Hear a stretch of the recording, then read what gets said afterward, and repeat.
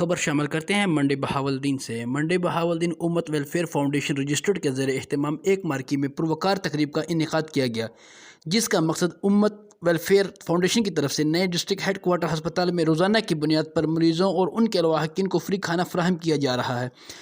اس تقریب میں مہمان خصوصی بانی و chairman Ummat welfare foundation doctor Khurram Rashid کے ساتھ deputy director social welfare and بیت المال Atif Warraich, district health officer doctor Iftikhar Ahmad, Lala Muhammad Azam, lions club اور منڈی بہاولدین چیمبر آف کامرس حاجی عبدالحمید بلند، چیئرمین شاتق ہاسپٹل، سٹی صدر J I youth Mudassar Gill, Shahzad Bhatta, Mian Imran Tufail, مرکزی رہنما انجمن تاجران غلہ منڈی، Abrar Rizvi, general secretary medicine distributor کے ساتھ شہر بھر کے ممتاز تاجر، سول سوسائٹی اور سوشل میڈیا اور پرنٹ الیکٹرانک میڈیا کے نمائندوں کی بڑی تعداد نے شرکت کی۔